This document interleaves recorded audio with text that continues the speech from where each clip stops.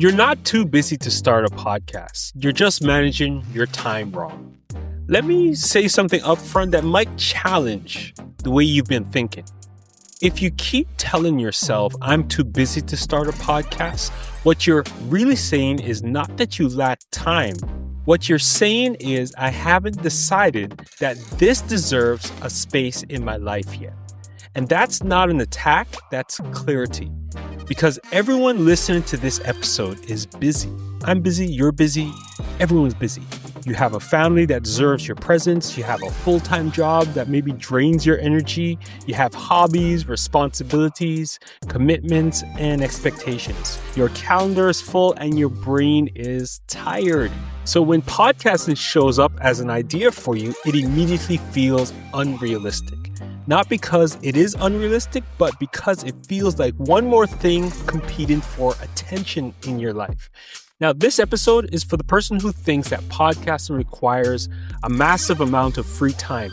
The person who believes consistency means weekly grind forever and ever and ever, and secretly wonders how anyone pulls this off without neglecting real life. But by the end of this episode, you will not just feel encouraged. You will walk away with a clear way to evaluate your time, a realistic system that fits into a very full life, and permission to start without pressure or guilt. This isn't about hustling harder. It's about managing time like someone who has responsibilities and someone who still wants to create. So let's get into it. This is I Made a Podcast. So my first point is busy is not the real problem. So here's the truth that most people don't want to hear. Busy is not the enemy. Unclear priorities is the enemy. Every person I know who says that they're too busy, they're still watching shows on Netflix, they're still scrolling their phones, and they're filling quiet moments of their days with noise. They're doing things automatically instead of intentionally. Being busy doesn't mean that you don't have time. It means that your time is already spoken for, often by default. Podcasting doesn't fail because people lack hours. It fails because people try to squeeze it into the cracks of their lives instead of giving it structure. So think about this. You don't forget to go to work. You don't forget important appointments. You don't forget obligations that have consequences. Why? Because they have defined time slots. Podcasting feels impossible when it lives in the category of, I'll do it when things slow down. If it stays in that category, you'll never get to it. Things do not slow down. So the problem is not how full your schedule is. The problem is that podcasting has no assigned place in it. So part 2 is the myth of a huge time commitment. So let's break down what people think podcasting requires. They imagine hours of planning, perfect outlines, long editing sessions, endless revisions, and technical headaches. So they assume that they need half a day just to record one episode, and that is false. A realistic solo episode looks like this, maybe 20 to 30 minutes to outline ideas, 30 to 45 minutes to record, 30 to 60 minutes to prep or edit, and that's it. But here's the key detail most people miss. Podcasting doesn't feel heavy because of the time. It feels heavy because of the mental load. When podcasting is unplanned, your brain treats it like a threat. When are we doing this? How long does it take? What if it goes wrong? Once you put boundaries around it, the pressure disappears. Clarity reduces overwhelm. Okay, so remember that. When you have clarity around what you are doing, it'll reduce how overwhelmed you feel while you're doing it. So, section number 3 is how to reevaluate your schedule so that you can podcast. Most people say, okay, I've looked at my schedule and I have no time. No, they didn't look at it. They just glanced at it. Reevaluating your schedule means asking uncomfortable questions. For example, how much time do I lose to distractions? Number 2 is how often am I tired because I'm scattered and overworked? Number 3 is how am I defaulting instead of deciding? And this, again, isn't about guilt. It's about honesty. So most people don't need more time. They need fewer open loops in their lives. Podcasting works best when it lives in early mornings before the day gets loud, or in the evenings when you have a clear end time. Or you can protect a weekend window, like maybe between 2 and 4 on a Saturday afternoon when you're not doing anything. Once a month, maybe. Not just every day and all the time. Just predictably. Put it in your schedule. When you give podcasting a home on your calendar, it stops feeling like an interruption and has a place to live so that you can plan for it. Your brain treats it like, okay, now it's time to podcast. And you'll be more creative when you do it this way as well. And section number 4 is why batching is a non-negotiable. So if you have a full life like me, batching is a productivity hack. It's survival. Trust me. Recording one episode at a time forces you to set up repeatedly, shift mentally every single week, restart momentum over and over. Batching eliminates friction.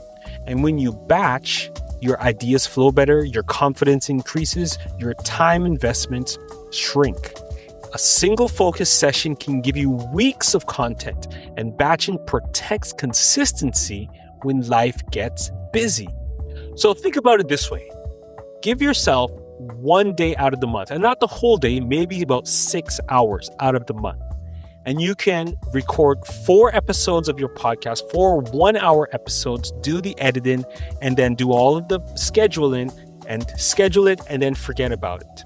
That's how powerful batching is. And for the rest of the month, you don't need to worry about your podcast anymore because it's already done. If you do that once a month, you only really need to do that 12 times every single year, and you have content for the entire year. So you can batch your content, put it in your calendar, and batch your content for one day out of the month. And that can help you to be more consistent in podcasting. Number 5 is distractions are a system problem. So people blame themselves for their distractions, but distractions are not a discipline issue. They're a design issue. If your phone is next to you, you will check it. If the notifications are on, your focus will break when you hear that chime in the background. If your environment is chaotic, your thoughts will be too. The solution is not willpower, it's structure. When podcasting time arrives, your phone should already be out of reach. Your tools should be ready. Your decision making should be already done. Your focus comes from removing choices. So you've already decided now is podcasting time. It's not time to check your phone. It's not time to fiddle with this or that. And you've already decided what your podcast topics are going to be. You hit the record button and you let it rip. And that's how you remove distractions from your podcasting workflow so that you can make efficient use of the time that you have to record your podcast. Now, section number 6 is building a podcast that fits real life. So here's where most people sabotage themselves. They copy someone else's cadence, right? They have weekly episodes, daily clips, endless amounts of output, and then they burn out. And if you look at me, you might think, wow, Chris is doing a lot all the time, when really I have a set period of time, like now when I'm in the studio, recorded all of my podcasts for the next week. And then I have a set time, which is Saturday mornings, when I do all of my editing for about maybe an hour. And during that, when the editing is finished, I cut up the short form clips and then I save them on my phone or schedule them to be sent out in the appropriate time in the following week. And I have very strict systems in place where I created a time and a place for podcasting to live. And that's how I do it without burning out. So your podcast should reflect your capacity. And if that's bi-weekly or monthly or even seasonally, then you can do it. It's not weakness, it's sustainability. Being consistent is not about frequency, it's about reliability. So with I Made a Podcast, I operate this podcast in seasons. I might have maybe about 20 or 30 episodes every single season. And then when the season is over, I take a break I recalibrate, and then I come back again like what I did starting season number 3. Now, your audience doesn't need more episodes. They need you to keep showing up. So when your season is going, you show up regularly and they can expect to see you. And then when your season is finished, you can say, this is the season finale. Join me, next season when it comes out, and they'll know what to expect next from you is basically what I'm saying. But if you want to go year round, you just need to make sure that you have the right systems in place and that you have the right cadence for your lifestyle. If it's a monthly podcast, there's absolutely nothing wrong with a monthly podcast. But whatever it is, make sure that you show up reliably for the people who want to listen to you. Now, number 7 is practical action steps. And if you know me, I'm all about being practical. So step number 1 is to reevaluate your week. Find 2 windows in your week where you can protect and say, this is podcasting time. Okay. Now, step number 2 is to choose a batching schedule. 1 session every 2 weeks or once a month. You can put it in your calendar, and this is podcasting time when you record all of your episodes, schedule all of your interviews and everything that you need to do.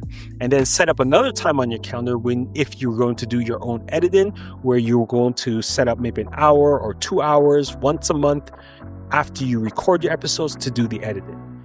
Step number 3 in this practical action step is to eliminate distractions before you start recording. No phones, no multitasking, one job, stick to your script and record your podcast. Step number 4 is to commit to a realistic cadence.